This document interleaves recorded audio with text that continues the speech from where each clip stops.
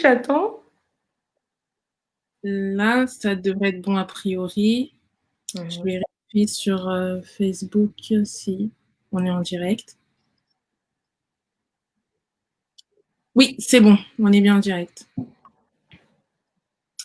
Bonjour, bonjour à tous. Je suis ravie de vous retrouver sur ce direct sur Facebook avec notre très cher ami Kimpa Kuka qui va nous accompagner aujourd'hui sur un thème très spécial, comment accompagner son enfant durant le parcours scolaire. Alors, je suis Ornella Batsimba, coach parentalité, et c'est pour moi un honneur d'accueillir Kimpa, qui est professeure des écoles, et elle va nous entretenir justement sur ce thème de l'éducation, parce que c'est un sujet très important pour les parents, et plus principalement pour les mères que nous sommes pour beaucoup. Et vu que l'enfant passe généralement plus de temps avec la maman qu'avec le papa, donc je crois que c'est une question qui va beaucoup nous parler. Et je te remercie infiniment, Kimpa, pour avoir accepté cette invitation. Je vais te laisser te présenter et ensuite on va directement commencer le live. Oui. D'accord. Alors, bonjour, je suis Kimpa Vita, en fait, Kimpa Kuka, on m'appelle, mon nom c'est Kuka. Donc, je suis d'origine congolaise, même s'il y a des personnes qui pensent que c'est faux. C'est vrai, oui, je suis d'origine congolaise. Donc, je suis professeure des écoles. Donc, comme je dis, j'ai une formation scientifique. Donc, j'ai eu un parcours. J'ai commencé mes études en Afrique. J'ai fait l'université en Europe ici. Et j'ai eu mes diplômes universitaires ici. Donc, une licence en physique et ensuite un master en physique-chimie. Et ensuite, j'ai commencé au collège, puis ensuite, j'ai passé un master premier degré pour enseigner à l'école primaire. Voilà. Waouh. Et ensuite, qu'est-ce qui t'a poussé dans l'enseignement? Comment est-ce que tu es tombée dans ce domaine? Je pense qu'au départ, il y a beaucoup de gens qui me voyaient là-dedans, en fait, parce que moi, je crois que quand j'étais plus jeune, je pense que moi, je voulais suivre mon père. Je voulais être un peu comme mon père. Lui, il aimait les mathématiques. Bon, il s'avère que moi, j'aimais les mathématiques, mais j'avais plus le côté, j'aimais encore plus la physique, quoi. Donc, Mhm. j'étais plus de ce côté, mais les gens, ils me voyaient plus dans l'enseignement. Et je voulais forcer en fait à continuer ce que je voulais, mais en fait c'était pas ça. Je me suis dit tiens, et si je tentais ce que les gens veulent que je fasse et tout. Et finalement, ça m'a plutôt plu en fait. Waouh, Voilà. magnifique. Et aujourd'hui, donc, tu es enseignante devant quel type d'élèves? Où est-ce que... Alors cette année, en fait, j'ai choisi en fait la grande section parce qu'ici en fait on fait des vœux.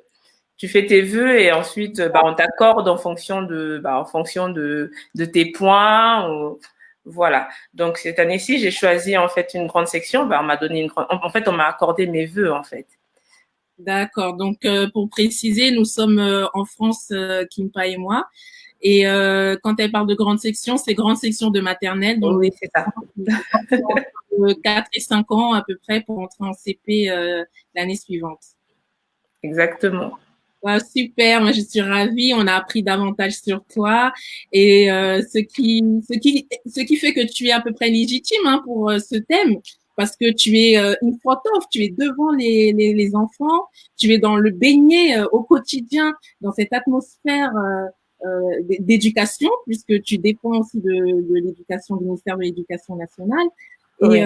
donc c'est pour ça que je suis ravie de pouvoir échanger avec toi sur ce sujet comment accompagner son enfant durant son parcours scolaire. Alors, je pense que tu peux préciser aussi que tu es maman.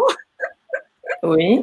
Oui, c'est un point à noter parce que du coup, tu m'entends bien? Oui, je t'entends. Un peu de loin, mais je t'entends. T'inquiète pas. D'accord. Je vais Oui, augmenter le volume. pas si tu Vas-y. m'entends bien, je vais regarder de mon côté. Non, c'est bon là, je t'entends. Du coup, tu as cette fibre maternelle, plus ce professionnalisme de ta fonction, de ta profession d'enseignante.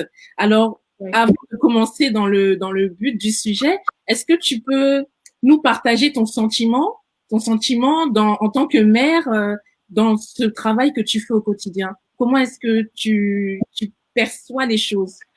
Quel Ah, est ton point de vue?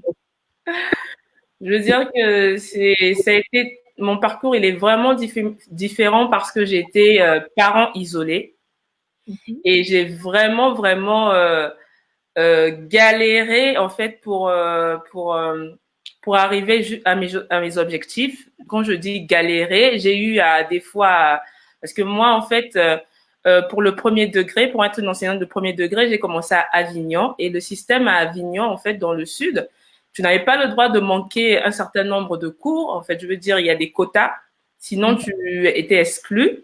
Et puis j'avais pas le droit à la crèche, en fait, à la garderie. Tu vois, comme en Île-de-France, tu payes et tout, tu as droit à la garderie et tout ça. Là-bas, ce n'est pas comme ça. Là-bas, en fait, la garderie, elle est gratuite, mais pour les travailleurs. Donc, j'ai dû jongler avec mon fils des fois, quand je pouvais pas le laisser. Je l'emmenais à l'école. Waouh! À la fac, je le cachais et tout ça. Des fois, franchement, je négociais grave avec certains profs et tout, qui me laissaient avec l'enfant dans la classe et les collègues. Moi, j'avais des collègues un peu sympas. Ils disaient, oh, il est tout mignon et tout ça. Et lui, il était à la maternelle. Donc, j'ai dû jongler de ouf, quoi. Donc, en fait, je voulais tellement réussir dans ce que je voulais faire que je voulais pas baisser les bras. J'ai poussé les limites, quoi. Tu vois un peu ce que je veux Waouh! dire? Mais c'est Je suis juste allée pousser les limites jusqu'à emmener mon fils au travail, à ma formation jusqu'au jour où j'étais même tombée malade. À un moment donné, j'étais hospitalisée et il est arrivé même à ma formation, il me manquait 0,1 point, 0,1 pour valider et on me l'a refusé. J'ai dû aller chercher mon dossier médical et j'ai écrit au recteur. Le recteur, il était tellement en colère que Waouh! le même jour, il m'a envoyé mon diplôme, quoi. C'est-à-dire, n'embêtez plus parce que quand il a vu seulement mes analyses là et tout, la personne qui était malade, il a dit jamais, je crois qu'on les a remontés les bretelles là-bas. Comment Mhm. est-ce que ça va dans votre cerveau là? Comment? C'est même pas un point, 0,1. Waouh! C'est grave. Montre vraiment ta persévérance.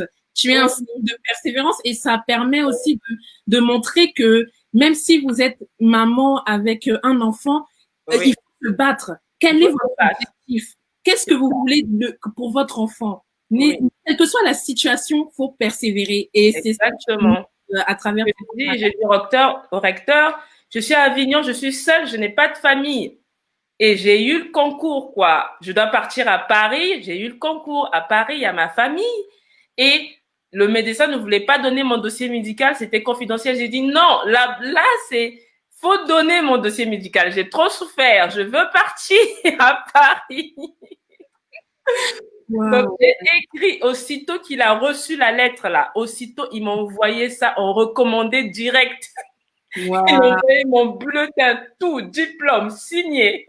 Félicitations, Bravo! madame. Partez à Paris. Waouh! Bravo! Félicitations! Je suis partie. Et c'est comme ça que je suis partie et tout. Et que voilà, ici c'est mieux organisé. J'ai pu garder mon enfant, j'ai pu travailler et tout. Et j'ai essayé de m'en sortir enfin. Ici, il y avait beaucoup plus de possibilités en fait. Waouh! Voilà.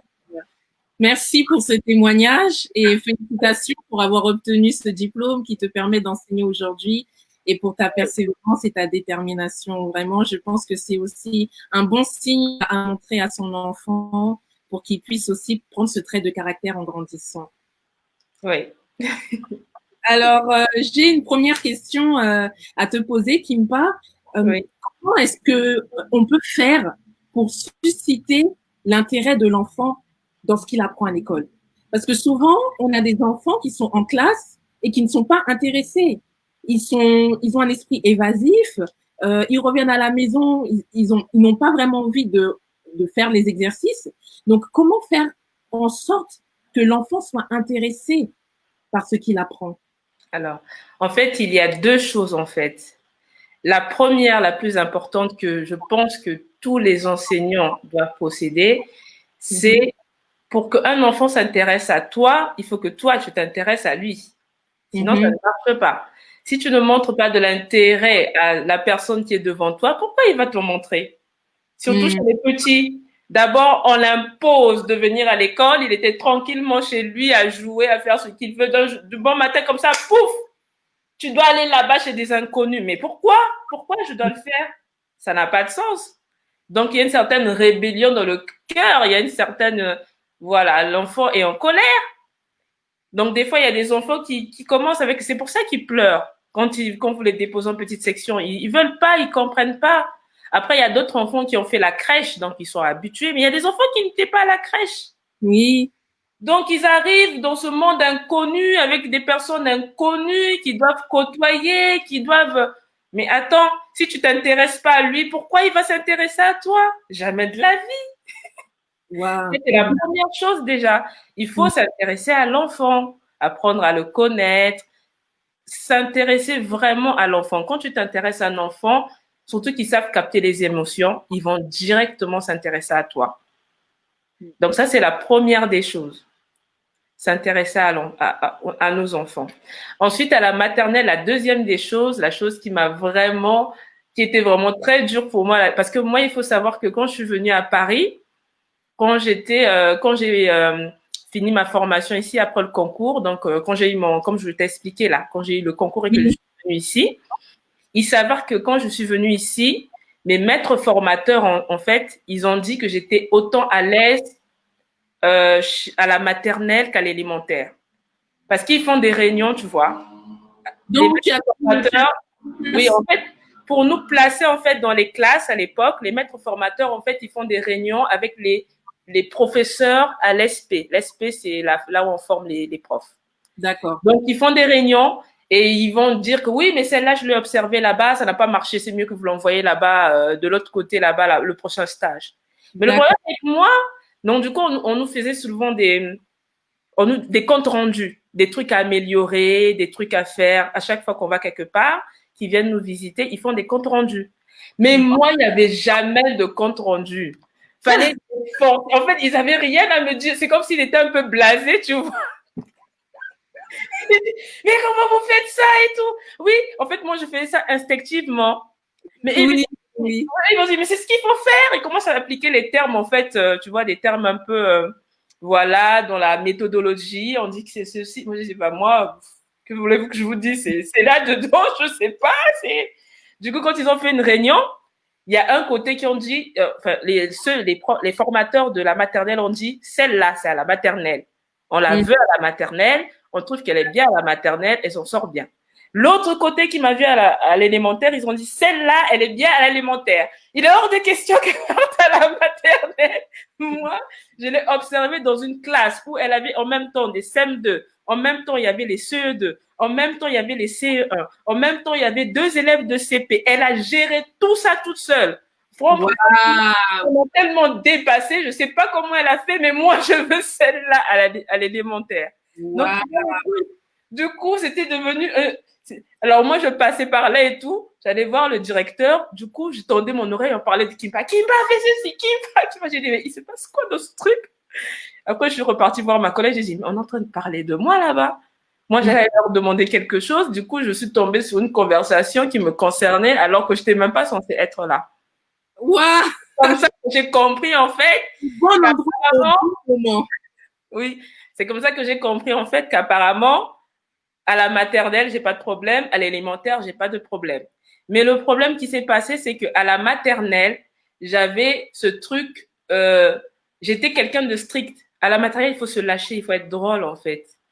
Parce que beaucoup de choses passent par l'amusement. Et c'est de là où je veux en venir. Il faut être quelqu'un de drôle. Parce qu'un enfant qui vient, qui est renfrogné, qui est renfermé, il faut que tu arrives à le faire sourire. Parce que pour qu'il s'ouvre à toi, il faut qu'il sourie, il faut qu'il ait confiance. Donc, le petit côté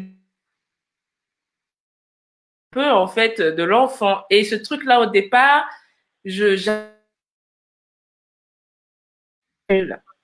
Allô, tu me vois? Est-ce que ça a un peu flouté, là?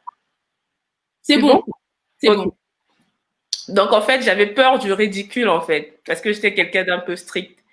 Et là, d'un seul coup, il y a un moment donné dans ma vie, tout comme ça, je me suis habituée, je me suis lâchée, en fait, parce que Quand tu as peur du ridicule, quand tu as un peu honte, eux, ils voient. Les enfants, ils savent, ils ressentent les émotions. Tes émotions, là, que tu caches, là. Et eux, ils voient ça tout de suite. Donc, si tu as un peu peur, ben, eux aussi, ils ont un peu peur. Maintenant, si tu joues le jeu, eh ben, eux aussi, ils jouent le jeu. Donc, mon petit côté drôle, c'est ce qui met tellement à l'aise les enfants et c'est ce qui les permet, en fait, de s'ouvrir à moi, tu vois. Ok. Du coup, ils me racontent leur vie. Du coup, ils ont le plaisir de me dire, voilà, ils ont passé des vacances aussi. Ils me racontent, ils s'ouvrent, ils participent naturellement. Ils adorent ça parce que c'est devenu un peu comme un jeu. Qui n'a pas envie d'aller jouer? Tout le monde a envie d'aller jouer, du coup. J'ai eu même des élèves de CM2. Tu es malade, mais reste chez toi. Il veut venir, mais reste chez toi. Je ne veux pas attraper la gastro. Mais tellement il n'a pas envie de rester chez lui qu'il vient avec la gastro. Il dit, mais tu as la gastro. Wow. Reste chez toi. Je ne veux pas tomber malade. Et quand c'est comme ça, il rit. Tout le monde rit. Je dis, bah oui, mais reste chez toi. Je fais bien, quoi, tu vois. Oui, oui, oui, je vois. Donc, pour Ouais. résumer, si je comprends ce que tu viens de dire, pour Oui. susciter l'intérêt de l'enfant à l'apprentissage, la Oui. première chose à faire, c'est s'intéresser à lui, Exactement. s'intéresser à ce qu'il aime, ce qu'il a Oui. besoin, et puis aussi nous-mêmes avoir un comportement qui permet l'ouverture, qui permet la Exactement. s'amuser, prendre les choses pas trop au sérieux. On Oui. sait que les parents, surtout dans la communauté africaine, où on est toujours strict, strict, strict. Il n'y a C'est pas ça. d'amusement. Donc, c'est vraiment intéressant ce que tu nous dis parce que je pense que ça va aider pas mal de parents à pouvoir se détendre, relâcher un peu l'attention et puis mettre un peu un grain de folie dans la complicité avec leurs enfants. Oui. Ah, C'est super. ça. Merci C'est beaucoup. exactement ça. C'est le côté drôle, il est vraiment important. Et du coup, quand je me suis un peu relâchée, et ça m'a vraiment servi. Et les enfants, ils ont vraiment pris confiance plutôt. Donc, soit on s'intéresse chacun à sa manière. Hein. Moi, c'est le côté drôle, ça me va plutôt bien, mais chez d'autres personnes, la première chose primordiale, c'est vraiment de s'intéresser. Moi, je suis allée jusqu'à m'intéresser à des enfants qui savaient pas que je lisais les mangas. J'ai vu des petits enfants avec des mangas en cachette. J'ai dit, bah tiens, moi, je vais commencer à faire mes maths avec. Apparemment, je suis tombée dans une classe de manga ici, là. Dès que j'ai commencé à parler de ça, ils ont dit, oh, la maîtresse! Et en plus, elle connaît. Je dis, ben oui, qu'est-ce que tu crois? La maîtresse, elle connaît. Comment tu fais le lien comment tu arrives à faire le lien entre cette ouverture et puis l'apprentissage pur et dur, quoi. Il faut montrer les mathématiques, la lecture. Oui. Comment est-ce que tu arrives à capter leur attention justement pour qu'ils arrivent à suivre? Mais ça, en fait, ça dépend des enfants, en fait. En fait, les enfants n'ont pas le même niveau de compréhension. Tu vois? Il y a des enfants qui comprennent plus facilement quand tu dis les choses naturellement. Il y en a qui ont besoin, en fait, de temps. Tu vois? Donc, ça dépend de leur côté cognitif et tout. Il y en a qui ont besoin de temps, qui ont besoin de plus de précision, qui ont besoin de détachement, en fait. Parce il y a des choses qui sont trop abstraites pour eux. Donc, il faut la manipulation. D'accord. C'est en manipulant que tu expliques la chose.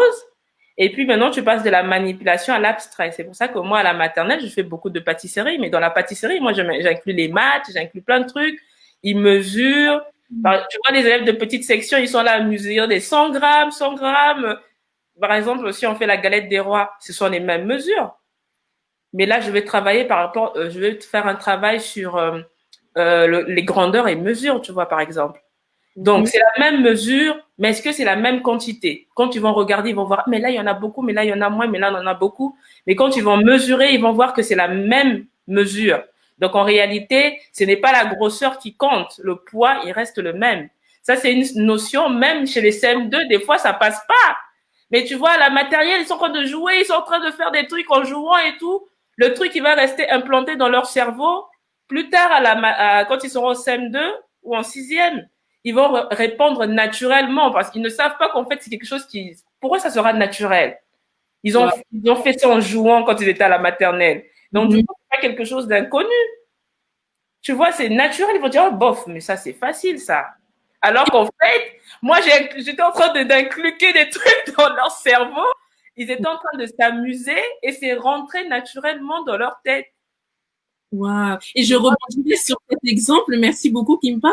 Pour nous, en tant que parents, quand on fait la pâtisserie à la maison, on peut inclure nos enfants et de cette manière appliquer ça aussi pour qu'ils soient familiarisés à faire des mathématiques en pesant la farine, en pesant le Exactement. sucre. Et Changer en litres, en grammes, la conversion et tout. Et là, tu peux inclure facilement tes cours parce que ce n'est pas inconnu, ça. C'est pas quelque chose d'abstrait qui vient de je ne sais où qu'on n'a jamais vu et tout. C'est du vécu. Du coup, c'est plus facile en fait. merci beaucoup pour cette idée. Et, que j'applique aussi sans savoir, tu vois, quand je fais ma cuisine, souvent mes enfants m'accompagnent et c'est vrai que c'est agréable de leur permettre d'une autre manière, en fonction de l'âge de l'enfant et de sa capacité d'apprentissage, de Oui. pouvoir introduire cela dès le bas âge. Voilà. Alors, Kimpa, est-ce que tu peux nous dire, souvent on a des parents qui sont dépassés. On a des parents qui, dès leur enfant, dès le bas âge, ils n'arrivent plus à les gérer. Ils, ils perdent leur autorité. Il y a plus de respect. L'enfant ne prend même pas conscience de ce que demande le parent et ça se répercute même à l'école. Toi qui vis ça au quotidien, qu'est-ce que tu pourrais nous donner comme conseil à nous parents, à ceux qui sont dans cette situation, pour pouvoir les aider, pour qu'ils prennent conscience de quelque chose et mettre en place quelque chose chez eux? Alors, alors ça, c'est vraiment, en fait, c'est une question qui englobe tellement de choses parce que pour qu'on n'arrive plus à gérer, en fait, l'enfant, faut que nous-mêmes, déjà, on soit dans un état, c'est très compliqué, en fait, parce qu'il y a des gens, en fait, il y a des enfants qui sont naturellement calmes, qui ne dérangent pas, mais il y a des enfants vraiment qui testent, en fait, dès la naissance, on te teste. Ça commence déjà à la naissance. Et le problème, c'est ça, il faut pas lâcher l'affaire. C'est vrai que toute seule ou tout seul, ou bien même en couple, il y a des gens qui sont vraiment en couple, mais c'est difficile. Mais le fait il faut pas lâcher il faut se faire aider. Il faut se faire aider. C'est comme j'avais dit une fois dans mon live, des fois, on se rend pas compte il y a des coachs qui sont là, qui ont eu peut-être le même problème que vous, mais qui ont résolu ces problèmes-là et qui sont des coachs en parentalité et tout, qui s'occupent de ces choses-là. Le faut parler en fait. Tu vas pas te laisser noyer dans tes problèmes. Tu vas pas te laisser ridiculiser. Tu vas au centre commercial, l'enfant là casse des trucs à gauche, à droite. On te regarde là, on se dit oh la pauvre, mais c'est quoi ce gamin, c'est affreux. Non, d'abord ton gamin n'est pas affreux. C'est juste qu'il est, on lui a laissé tellement faire de choses que on lui a pas fixé les limites. Moi, quand je commençais, j'ai eu un gamin comme ça, la maman n'en pouvait plus. Les enseignants m'ont dit que celui-là, de toute façon, tu ne pourras rien faire. J'ai choisi un poème, en fait, qui le ressemblait. En fait, le poème que j'avais choisi, en fait, la poésie que j'avais choisie, parlait justement de ça. Un enfant qui fait ça. Mais c'était quoi la poésie? C'était, on dirait, le cancre. C'est une poésie un peu bizarre. Et dans le cancre, en fait, c'était pour rigoler, ça parlait pas de lui. Mais en fait, tout ce qu'il y avait dans cette poésie, c'est des choses qu'il faisait. Donc, quand les enfants ont lu cette poésie, ils se sont retournés, en fait, pour dire, mais c'était un tel. Et lui, ça l'a attristé, en fait. C'est pas ce qu'il voulait. Il veut pas faire ça, mais il veut que quelqu'un lui fixe des limites. Il n'y avait personne pour lui fixer les limites. Donc, tant qu'on le fixe pas les limites, lui, il va à fond. Il allait à fond partout. Et c'était comme un effet miroir, en fait. Le fait qu'on lui renvoie ça, ça l'a tellement attristé, il ne voulait pas de ça. En fait, il voulait pas que l'on dise que c'est lui.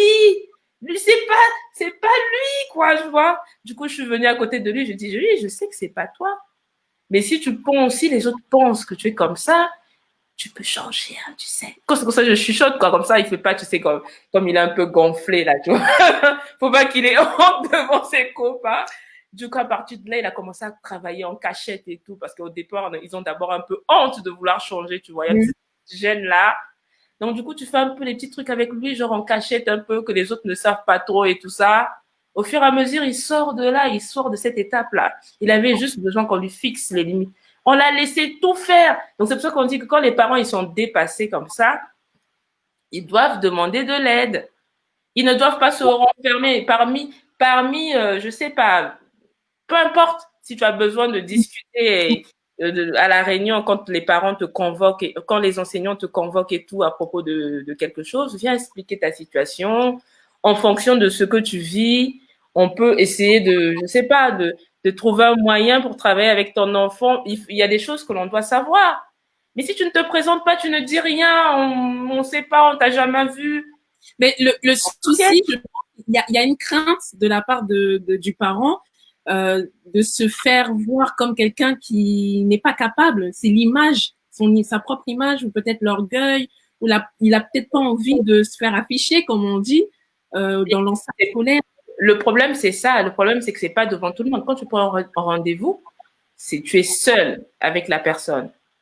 Souvent, les parents, ils se retrouvent très dépassés. Tu vas afficher, mais qui va le savoir? Parce que ce que tu caches là, on finit toujours par le savoir.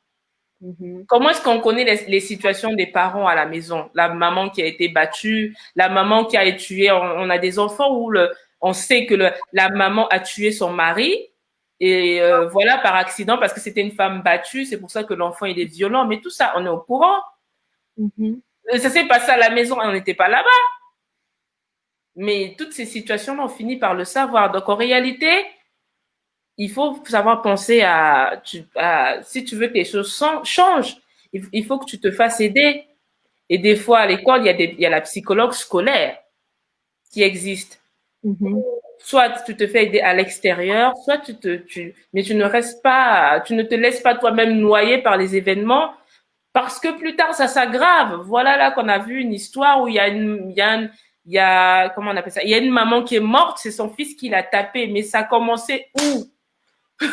Est-ce que nous, des fois qui avons été élevés en Afrique, là, tu peux même t'imaginer que l'enfant allait tuer sa mère? Ose même, rien qu'il y penser, ose même y penser. Mais c'est ça, ça a commencé où il a donné une gifle à sa mère ou qu'est-ce qu'il a fait? La maman est morte, on l'a amenée dans... Mais c'est parce que elle s'est laissée dépasser. Voilà, il y a un moment donné, elle avait peur de dire quoi que ce soit ou quoi. Et puis voilà, les choses, en fait, les choses n'iront jamais au mieux. Il n'y a pas de chantage. C'est vrai que des fois, on fait des petits chantages, mais c'est des choses limitées. C'est des trucs à ne pas faire tout le temps. Il faut vraiment garder son autorité parentale. On n'est pas amis avec les enfants. Des fois, on peut jouer un peu, oui, non, il faut revenir au fait, parce que toi, tu sais ce qui est bien pour ton enfant.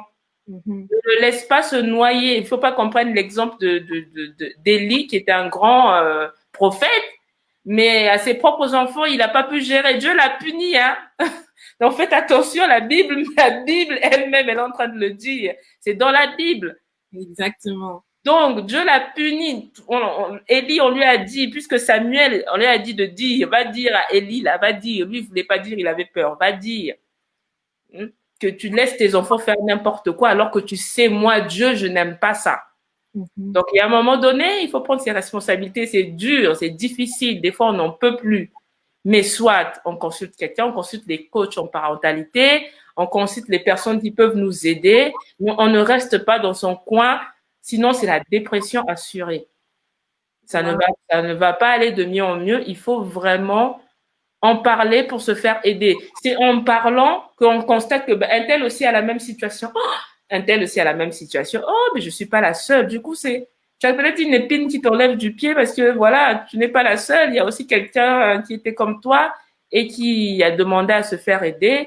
Ça va peut-être t'encourager aussi à le faire. Voilà.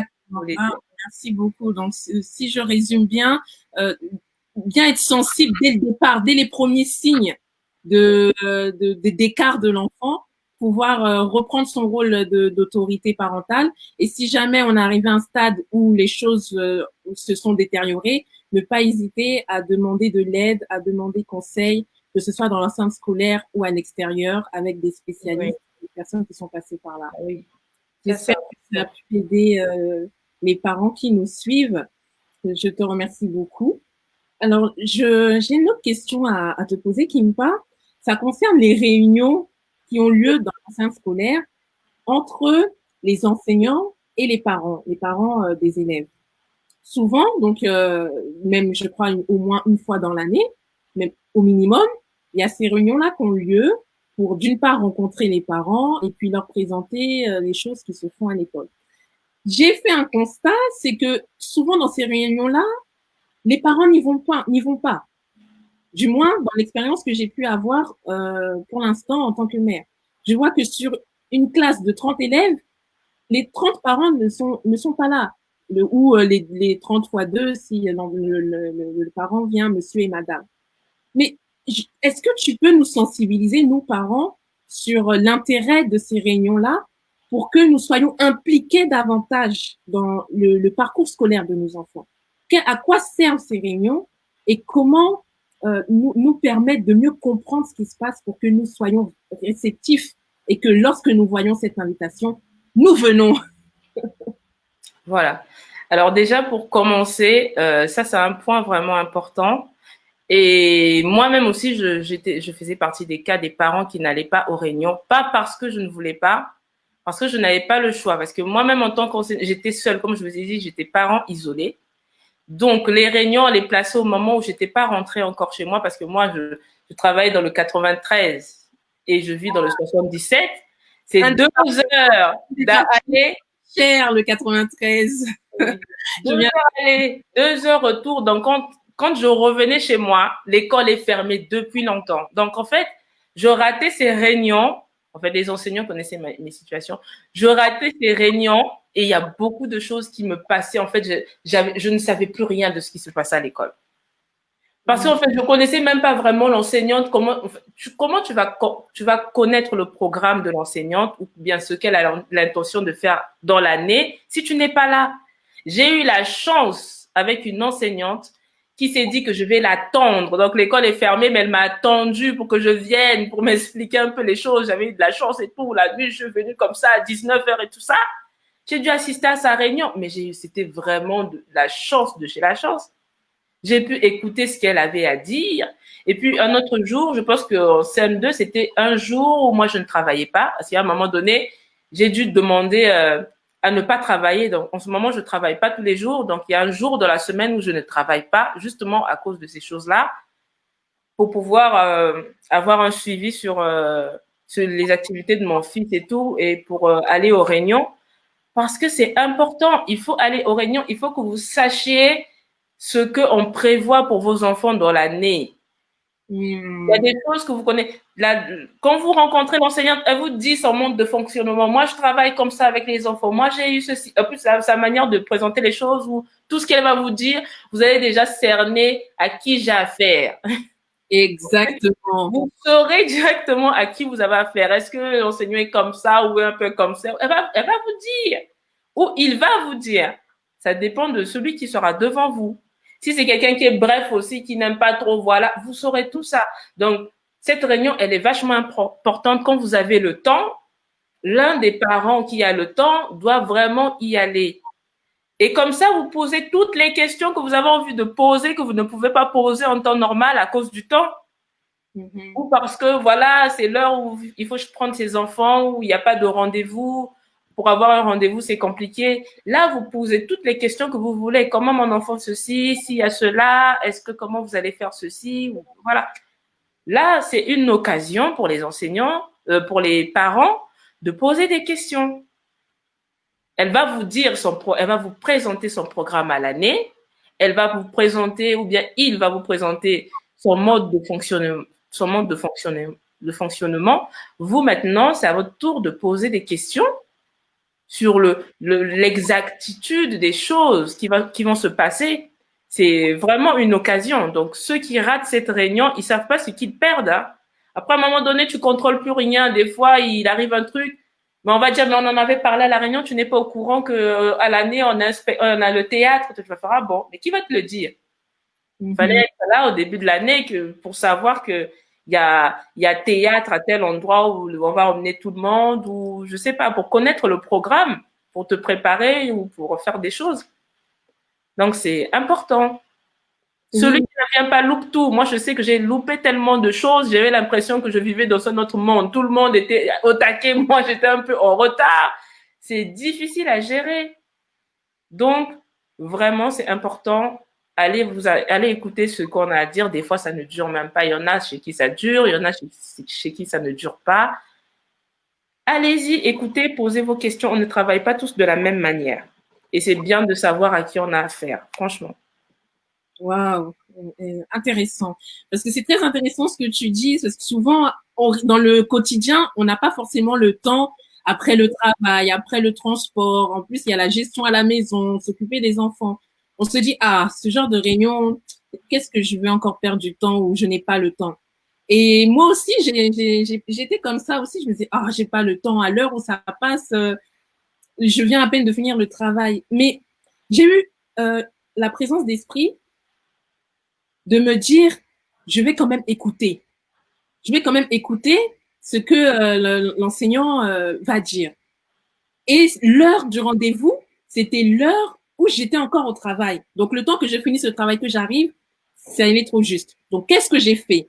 Je me suis arrangée pour quitter le travail plus tôt. De cette manière, j'allais venir à la réunion et pouvoir y assister. C'est un sacrifice. Parce que le travail, tu dois rester jusqu'à une certaine heure, tu travailles jusqu'au bout, donc tu devras rattraper le lendemain. Mais j'ai voulu faire ça pour, d'une part, connaître l'enseignante, connaître l'univers dans lequel vit mon fils, mon enfant, parce que mine de rien, l'enfant passe la plupart du temps, même plus de la majorité du temps, à l'école qu'à la maison. Donc, c'est important de venir voir la classe, comment elle est disposée, là où il s'assoit, l'environnement. Parce que le fait, quand tu rentres dans l'environnement de ton enfant, ça permet aussi de mieux le comprendre et de développer cette complicité-là. Moi, je comprenais pas pourquoi en maternelle, mon enfant rentre à la maison cadaveré. Il rentre sur le fauteuil. Je dis, mais en maternelle, qu'est-ce que tu fais là-bas pour être KO comme ça? Tu dors à temps, tu te lèves à temps, je comprends pas. Et c'est durant cette réunion-là que j'ai vu tous les chapitres d'apprentissage, tous les exercices qui étaient planifiés sur l'année. Et le temps et ces temps-là, ces moments-là, ça dépense de l'énergie. L'enfant se dépense au quotidien. Mais si j'étais pas partie à la réunion, si je n'avais pas compris, si je n'étais pas dans l'univers de l'enfant, je n'allais pas prendre conscience que, ah oui, je comprends pourquoi il est fatigué. Il travaille. Bien qu'il soit en grande section, il travaille. Et encore, pour rentrer au CP, donc, il y a du boulot. Donc, merci beaucoup, Kimpa, pour cette conscientisation-là. Et vraiment, nos enfants, nous avons la responsabilité de nos enfants. Donc, ne prenons pas la légère lorsqu'il y a une occasion de rencontre avec les enseignants, avec le personnel de l'établissement scolaire. Parce que l'enseignant doit aussi savoir que vous êtes présent. Il doit aussi savoir que vous êtes un parent impliqué, n'est-ce pas, Kimpa? Exactement. Tu vois la différence entre les enfants qui sont suivis, les parents qui sont présents, les parents qui posent des questions et les enfants où on voit pas les parents vibe, c'est souvent comme ça. Donc vraiment, merci pour cette insistance-là sur aller dans les réunions des parents professeurs. Pour continuer dans l'échange, oui. On a des enfants qui présentent des difficultés. On a parlé en début de live sur comment susciter l'intérêt de l'enfant. Mais là, quand l'enfant a des difficultés scolaires, quand je ne veux pas parler de décrochage, mais on tend vers cela. Comment est-ce que tu fais dans ta classe pour permettre à l'enfant de s'accrocher? Et nous, en tant que parents à la maison, qu'est-ce qu'on peut faire pour aider l'enfant? Alors, donc, cette question, en fait, il faut parler des difficultés. Les difficultés, il y en a plusieurs, en fait. Donc, il faut qu'on sache qu'il y a des difficultés au niveau cognitif, des difficultés de caractère, des difficultés... attends, je me rappelle plus. Ah, voilà, des difficultés langagières, ça aussi c'est important, des difficultés comportementales. Et tous ces cas-là, ils ne se règlent pas de la même manière. Un enfant, par exemple, qui a des difficultés cognitives, en fait, ce qui concerne en fait l'acquisition en fait des connaissances. Ça, c'est un enfant en fait il faut travailler avec lui différemment. Il faut peut-être voilà, il faudra peut-être faire un dossier, en fait, pour qu'il ait une AVS, quelqu'un qui soit proche de lui, parce que sinon, il va monopoliser, en fait, toute mon attention, et alors que je peux avoir 25 élèves ou 30, donc un seul élève ne peut pas, en fait, monopoliser toute mon attention, d'où, en fait, un dossier MDPH, on appelle ça, un dossier afin de pouvoir solliciter une AVS qui puisse, en fait, être à côté de cet enfant pour l'accompagner, en fait. D'accord. Donc ça, c'est le Voilà. parent qui doit faire la demande de dossier. Oui, donc en fait, c'est quand un enfant a ces petites difficultés-là, on avertit le parent, on l'explique un tout petit peu ce qu'il faut faire. Donc, s'il est d'accord et tout, tout d'abord, il y a toujours une psychologue qui vient pour voir l'enfant, pour observer, pour voir si cet enfant nécessite vraiment en fait cette aide-là. Et ensuite, on en parle aux parents. La psychologue va expliquer ce qu'elle a vu. Et puis, les enseignants vont en fait expliquer ce qu'ils ont vu par rapport au travail et tout ça. Et ensuite, après, on prend des décisions pour qu'ils puissent avoir en fait cette aide-là en fait. Donc, c'est pas, il y a des parents qui, surtout les parents africains, ils le prennent vraiment mal. Oh non, c'est quoi? Ça veut dire quoi? Mon enfant est idiot. J'ai pas envie que les gens disent que mon enfant est idiot. Ça n'a rien à voir avec l'idiotie. Ça a à voir avec plusieurs choses. Je vous ai dit aussi, des fois, ces enfants-là aussi, ce sont des enfants en fait écrans. Ils ont tellement les enfants écrans qui ont été des enfants qui ont été figés sur des écrans dès l'âge de 1 an, alors que jusqu'à 3 ans, l'enfant doit pas passer plus d'1 heure sur un écran, que ce soit la télé, le portable, l'ordinateur et tout ça. Et plus tard, ça se passe mal. Donc, au niveau cognitif, il y a quelque chose. C'est des enfants qui sont un peu distraits ou qui peuvent rester comme ça, un peu dans le vide. Tu as l'impression qu'il te suit, mais en fait, non. Il est ailleurs. Il n'écoute pas ce que tu dis. Il est dans son monde. Voilà. Donc, il a besoin d'une personne à côté de lui qui toujours, voilà, regarde ce qui est là. C'est ça que tu es censé faire. Donc, c'est un petit rappel. Et puis, pour qu'il s'exerce afin de pouvoir, en fait, revenir à la réalité des choses. Et de ce côté-ci, en fait, quand ça concerne ce problème-là, le parent aussi, il doit être actif. Tu vas pas encore exagérer là-bas, acheter plein de tablettes, l'enfant est là jusqu'à 23h, 1h du matin, là-dessus, tac, tac, tac. Ça va pas arranger les choses, en fait. Il faut que toi-même aussi, tu sois consciente qu'à un moment donné, tu ne dois plus laisser la tablette. Tu fais un tableau où tu te dis qu'il est de telle heure à telle heure, il va être dessus, mais après, tu le retires. Ou limite, si c'est vraiment grave, tu retires carrément le temps qu'il se reconnecte vraiment. Puis après, petit à petit, un peu, on remet les choses petit à petit, quoi. Ensuite, il y a ceux qui ont ces difficultés-là dans leur caractère. Par exemple, comme mon fils, c'est quelqu'un qui bavarde. Tu vas voir le cahier là, oh, l'enfant bavarde, l'enfant bavarde, l'enfant bavarde. Mais ça, c'est son caractère. L'enfant est né, il bavarde. Vous voulez quoi? C'est moi qui ai donné. C'est Dieu qui a donné. Allez vous plaindre à Dieu. Ça là, c'est pas une maladie. Je veux dire que même ce que j'ai dit au début là, c'est pas une maladie, c'est quelque chose qui s'est installé parce que on vit dans un monde de technologie, les choses ont changé, c'est pas comme à notre époque. Et des fois, les parents qui ne savent pas que quand son enfant est tout le temps sur une tablette, il va lui arriver telle ou telle chose. Il y a des parents qui ne savent pas ça. Mais on va pas changer le monde. Moi, je suis allée à une des réunions de mon fils quand il était au CM2. Elle a carrément dit que les enfants de maintenant sont devenus idiots. C'est pas les enfants qui sont devenus idiots. C'est le monde qui a changé. Donc, ton enseignement doit s'adapter au nouveau monde. Si tu enseignes toujours comme aux années 30, c'est que ta classe va être en échec. Ça, c'est garanti. C'est mort, ça. Tu peux pas enseigner comme en 1900, je ne sais quoi, parce que tu as 30 ans de... Non! Un bon enseignant doit s'adapter. Moi, j'ai eu à travailler jusqu'à 3 heures du matin. J'arrive en classe. Ce que j'ai fait, ça ne correspond pas au public que j'ai. Je fais quoi? Je mets tout à la poubelle. Je recommence à zéro. Il faut maintenant que je m'intéresse à c'est quoi le genre d'élève que j'ai. À partir de là, je fais autre chose. Donc, ouais. Le caractère, il faut trouver le truc de l'enfant pour pouvoir captiver son attention ou canaliser son énergie ou ça, tu peux rien faire. Je vais peut-être me plaindre. L'enfant, les parents vont venir, ah, mais mon fils, ça a bien été. Ah, lui, là, vraiment, il bavarde. Mais Je sais qu'il va bavarder jusqu'à la fin. Il est comme ça. Je ne peux pas l'empêcher de s'exprimer. Moi-même, mon fils, je ne comprenais pas. J'ai dit, mais toi, là, vraiment, je suis fatiguée, là, tout le temps, dit, tu bavardes. Il fait, mais maman, je ne peux pas m'en empêcher. C'est là où j'ai compris, mais en fait, je m'y prenais mal.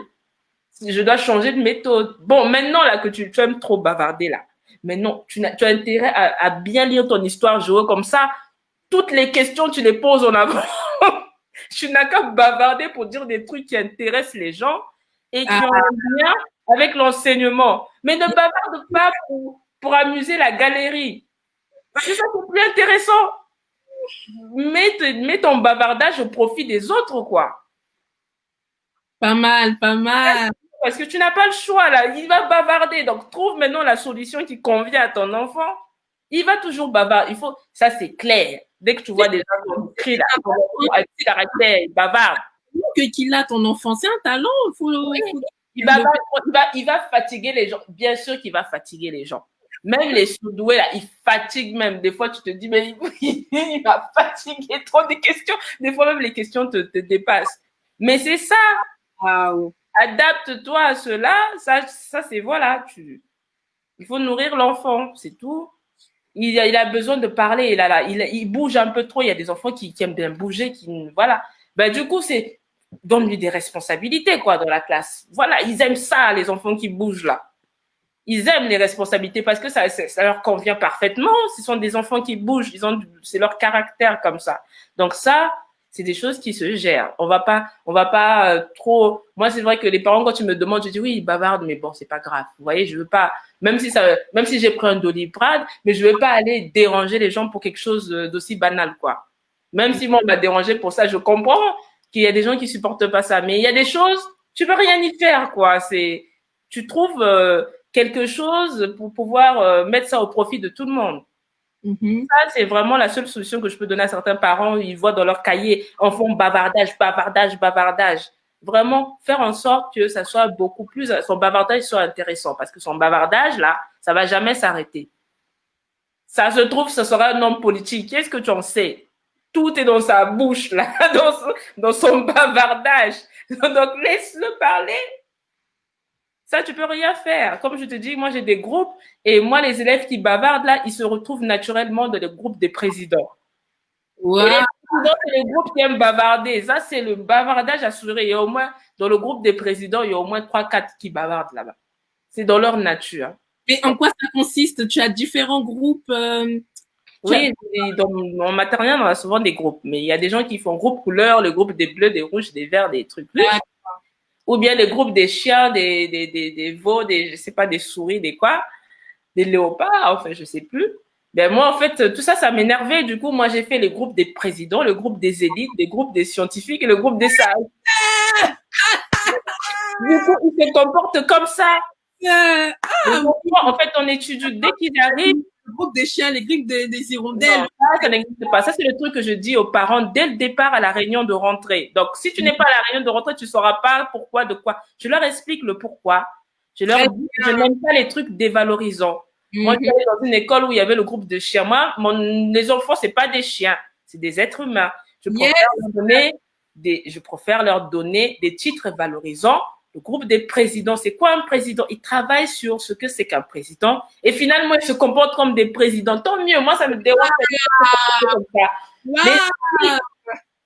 Le groupe des élites, c'est le groupe, tu leur as rien demandé. Hein. Ils vont te faire le travail que tu les as pas demandé. Ils rentrent, ils sont à la maison là-bas, ils reviennent, ils ont fait les devoirs que tu n'as jamais demandé. C'est le groupe des élites. C'est dans leur nature. Ils sont comme ça. C'est pas moi qui les ai choisis, c'est Dieu. Moi, je les mets au hasard. Ils sont comme ça. Tu les as rien demandé. Ils ont dit que je suis allée à la maison, j'ai travaillé sur ça. Ils reviennent avec ce qu'ils ont fait à la maison. Dès qu'ils arrivent, là, les autres sont en train de jouer et ils sont en train de bosser. Ce n'est pas moi, c'est les élites. Yes. Les scientifiques, quand tu fais les recettes des gâteaux, c'est toujours eux qui viennent modifier les trucs. Mais qui vous a envoyé? On vous a dit, mettez tant de sucre. Mais à la fin, c'est le gâteau qui est le plus bon, quoi. Je te dis, bah, finalement,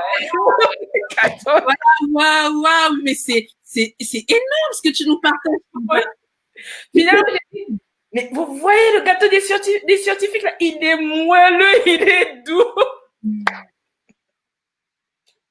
C'est le groupe souvent qui pose, tu sais, comme les scientifiques, ils se posent des questions, ils mettent les choses en doute. Je dis, attention, ne mettez pas toutes les mesures en doute. Sinon, le gâteau, là, ce serait... Sinon, le gâteau, là, ça va être la catastrophe. Non, mais voilà. En fait, c'est toujours, c'est le groupe qui vraiment, des fois, tu dis ça, mais ils vont essayer ça. Mais en fait, c'est comme si tu te faisais réfléchir, quoi. Tu dis, ah, mais vraiment, des fois, tu as envie de leur dire un truc, mais c'est, leur truc a l'air logique. Mais c'est pas ça. Mais c'est tellement logique que maintenant, si tu t'assois, tu réfléchis même encore, tu fais, ah, vraiment. Mais ils ont raison. Il faut qu'ils remettent certaines choses en question. C'est comme ça qu'on crée. C'est le début de la création. Que veux-tu que je fasse? C'est comme ça qu'on innove, hein, c'est le principe d'innover. Le groupe des sages, pareil. Des fois même, dans le groupe des sages, il y a des manipulateurs en puissance là-bas. Des fois même. Et te manipuler. Maîtresse, j'ai dit, pourquoi tu me charmes? Tu veux me demander quelque chose. Toi là, attention. Hein?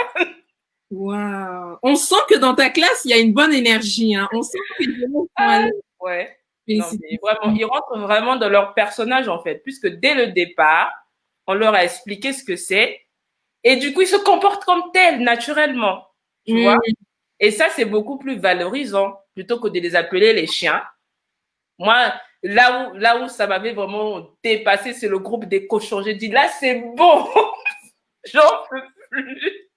J'ai plus envie de dire, oui, mais maîtresse, nous sommes les chiens. J'ai dit, vous êtes des chiens où? Mais oui, je veux rebondir justement sur ce que tu dis sur l'importance. Je veux rebondir sur ce que tu dis, qui me passe sur l'importance de la dénomination que nous donnons à nos enfants. Vraiment, ça joue sur leur comportement et même leur destinée.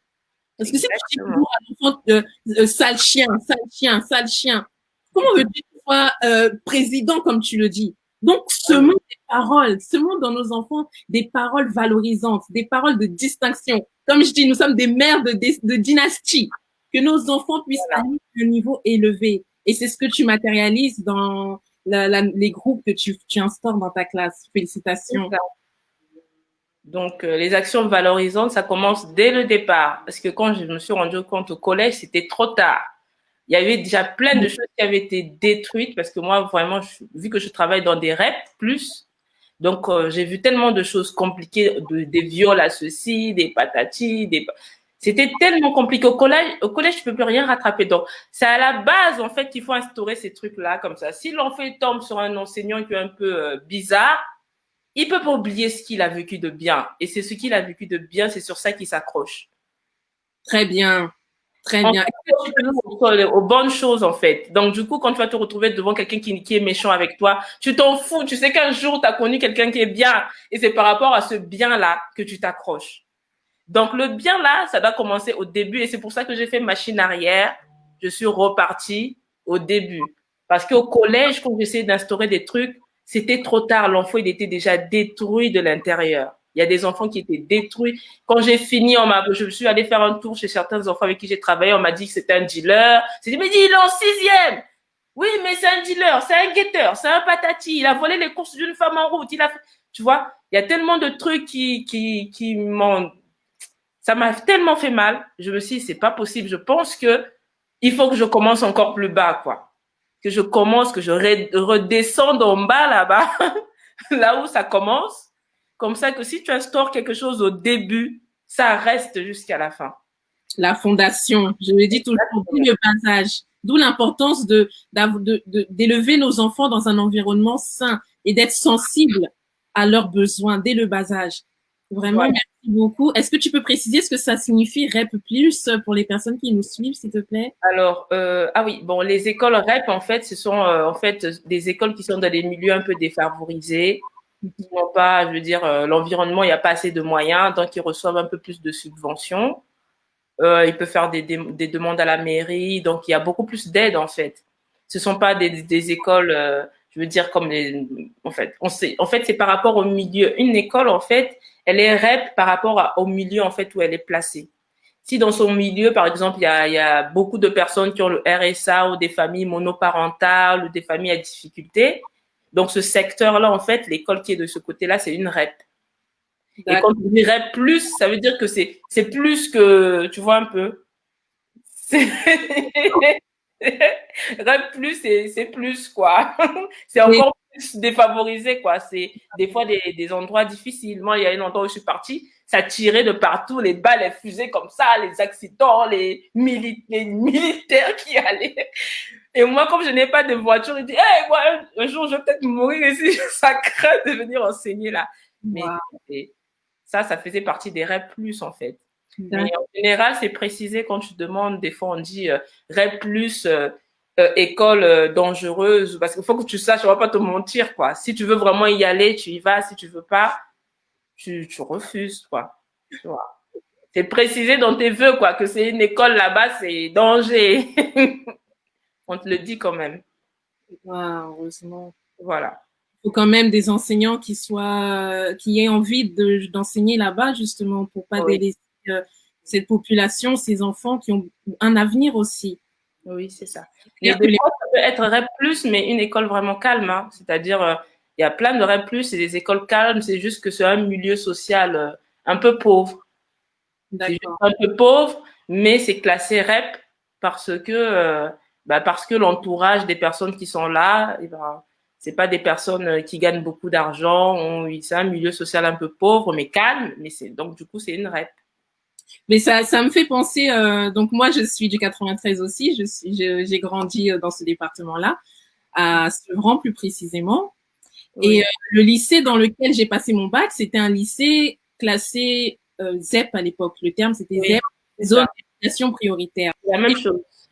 Voilà. Et je peux te dire que de cet établissement-là, aujourd'hui, il y a des ingénieurs, il y a des architectes, il y a des cardiologues, il y a des infirmières. Donc j'ai fait la session scientifique. Moi-même, je suis ingénieure. Et c'est pour dire que c'est pas parce que l'établissement est classé comme défavorisé que l'enseignement fait défaut ou que l'enfant est brisé, quoi, que c'est fini pour lui. Non, vraiment, mes années lycée, c'était mes meilleures années en termes de souvenirs, en termes d'amitié avec lesquelles je suis toujours en contact aujourd'hui. Donc, c'est pour dire que rien n'est perdu. Si vraiment on s'aime dès le bas âge, parce que comme tu l'as dit et tu l'as très, très bien dit tout à l'heure, c'est dès la fondation. Une maison, pour qu'elle tienne, il faut déjà que la base soit solide. Et donc, pour que l'enfant puisse être élevé et faire ressortir de lui le meilleur potentiel, il faut déjà qu'à la base, les choses soient bien faites. Et c'est ce qui a été fait pour beaucoup de personnes de cette promotion-là dans ce lycée classé ZEP. Je te remercie beaucoup pour ce point de vue-là. Alors, on arrive presque à la fin de notre échange, très très enrichissant pour ma part, et j'espère que vous aussi qui l'avez suivi, ça a permis de vous aider, de vous éclairer. Alors, on parlait des difficultés en tant que parent. Ah oui, on n'avait pas fini là avec les difficultés et tout. Alors, je parlais aussi des difficultés langagières. Donc, il y a des enfants qui viennent, les allophones.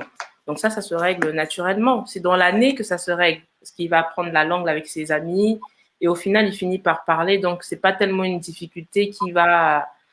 Vous voyez, c'est une difficulté au départ, mais qui va partir petit à petit en fonction de la motivation de l'enfant. Même s'il n'est pas motivé, mais vu qu'il côtoie ses camarades de classe et tout ça, ça part naturellement, en fait. Ça, c'est une difficulté. Il faut pas stresser l'enfant pour ça. Ça s'arrange très vite. Et puis, les allophones, ce sont des enfants qui, pour la majorité, ce sont des enfants bosseurs, en fait. Ils veulent savoir. Ils sont curieux, vu que c'est une langue étrangère, du coup, ils s'adaptent facilement. C'est une difficulté qui leur passe facilement, en fait. Ça, c'est pour les... Donc, tu veux dire des enfants qui parlent une autre langue à la maison que le français et qui ont des enfants qui viennent d'arriver en France, qui, par exemple, parlent anglais ou indien, je sais pas, italien. On a eu des Italiens aussi. Donc, tu ne connais pas le français et après, Donc, à la maternelle, ils apprennent très vite. En janvier, par exemple, l'école commence en septembre, mais en janvier, c'est bon, hein. Ils sont à l'aise, tu ne sauras même pas que c'était un allophone. Donc, c'est pour ça qu'on favorise d'ailleurs l'apprentissage d'une langue étrangère dès le bas âge. On entend souvent des personnes dire « Oh, l'enfant est petit, c'est encore mieux pour qu'ils maîtrisent une deuxième langue. Oui, c'est ça. Donc Mm. ça passe naturellement. Voilà. D'accord.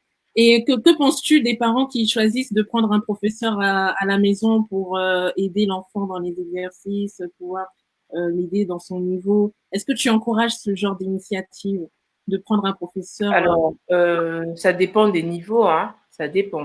À l'école primaire, si quelqu'un a besoin de se faire aider, pourquoi pas? Je veux pas encourager un parent d'aider. Moi-même, moi-même, je voulais même mettre la pression à mon enfant quand il était en moyenne section. On m'a dit non, ah ben non, laissez-le. La maîtresse on s'en charge et tout, laissez-le et tout. Donc je l'ai laissé, mais ça, c'est des parents qui veulent prendre une initiative pour aider. C'est bien s'il y a un problème au CP ou si. Pourquoi pas? C'est pas mauvais en fait d'aider son enfant à la maison. Si ça aide l'enfant à améliorer ses compétences, qu'il saisisse l'occasion. Ça, c'est pas mauvais, ça. C'est de l'aide. Comme je dis, c'est du soutien. Moi-même, je donne du soutien. Donc, j'ai eu des enfants, même de CP, je pense, à une certaine année. Des enfants aussi qui étaient un peu, qui avaient des problèmes cognitifs un tout petit peu. Mais après, je m'adaptais pour travailler avec eux. Ils avaient besoin d'une personne à la maison parce qu'à la maison, en fait, ils sont en confiance. Moi, j'ai travaillé avec des enfants en, alors, ma collègue, elle était en présentiel. Moi, j'ai fait comment on appelle ça? Travailler à la maison avec mes élèves sur Zoom. Il y a des enfants que, franchement, j'ai découvert des choses à distance. Donc, parce qu'ils étaient à l'aise à la maison, donc du coup, ils avaient plus d'assurance. Alors qu'à l'école, ils sont distraits, ils sont calmes et tout ça. Mais c'était comme un nouveau jeu en fait. Et surtout que c'est l'ordinateur, mais c'est encore plus cool. Donc, ils ont vraiment encore plus aimé ça. Et du coup, ils se sont encore euh, développés, exprimés, en fait. Certains enfants, ils se sont plus exprimés parce qu'ils étaient à la maison. Ils se sont sentis à l'aise chez eux. Du coup, ça leur a permis de mieux s'exprimer avec les autres. Voilà. D'accord, très Donc, bien. des fois, il y a ce côté-là aussi qui peut jouer. Il y a des enfants qui se laissent facilement écraser dans les groupes parce que ce sont des enfants timides, des enfants qui s'effacent facilement. On les voit pas. Donc, des fois, dans un groupe, s'il y a trop d'enfants dynamiques dans le groupe, du coup, la personne s'efface. Mm. Alors que là, vous êtes tous là, je vous regarde, je vous interroge un à un, et c'est comme un jeu, et c'est une autre méthode, c'est différent. Et toi, tu es à la maison, tu as plus d'assurance chez toi, il y a ta maman qui est là, il y a ton papa qui est là. Ils ont adoré ça. Donc, le soutien scolaire peut être aussi intéressant parce que la personne vient chez vous et l'enfant se sent mieux dans son milieu. C'est différent de l'école parce que là-bas, il est dans son propre milieu à lui, dans son univers. Donc, il y a une certaine confiance naturelle qui s'installe, en fait, qui est déjà là, Mm. qui fait que, voilà, il est à l'aise chez lui. C'est toi qui es étrangère chez lui. Et lui, il est chez lui. Donc, des fois, ça peut paraître intéressant chez certains enfants. Donc, c'est encourageant, en fait. Wow, d'accord, très bien. Bien, merci beaucoup Kimpa pour cet échange très enrichissant. Merci pour ce temps que tu nous as consacré.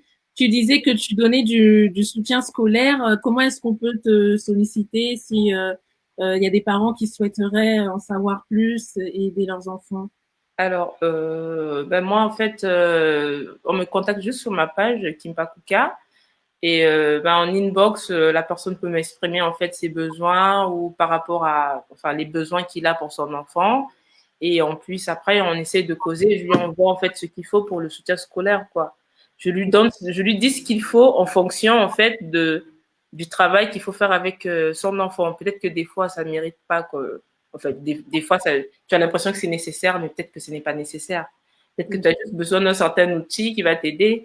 Mais si il s'avère que c'est nécessaire, là, je te dis ce qu'il faut faire et puis je te donne mes coordonnées pour que l'on puisse travailler en soutien scolaire. D'accord. Voilà. Super, merci beaucoup. Donc, mais les parents, si vous avez besoin, n'hésitez pas à contacter Kimpa Kuka. Et est-ce que tu proposes d'autres services?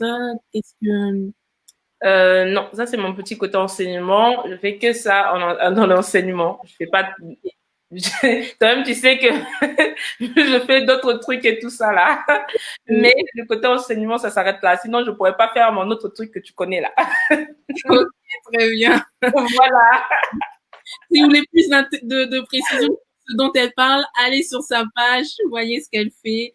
Et vraiment, c'était un plaisir de partager ça avec toi. On se connaît, n'est-ce pas? Et je suis contente de voir comment tu donnes de ton cœur au sein des élèves de ta classe. Et je te souhaite beaucoup, beaucoup de réussite dans ce que tu fais et de semer davantage de bienveillance au sein des enfants dont tu as la responsabilité à l'école. Merci, merci à toi. Merci à toi aussi. Et bonne fin de soirée à tous ceux qui nous ont suivis en live. N'hésitez pas à mettre des commentaires et nous y répondrons avec plaisir, même si en replay. Un petit coucou et à très bientôt. Un petit mot pour la fin, Kimpa?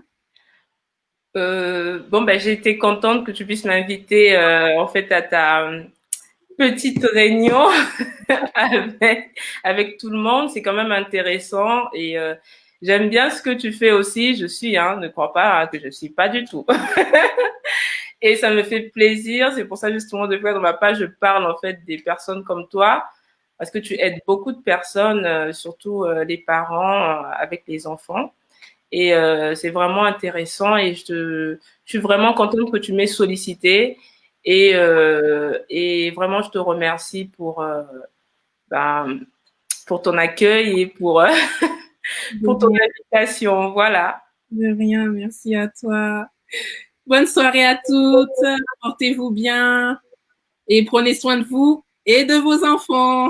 Voilà, c'est ça.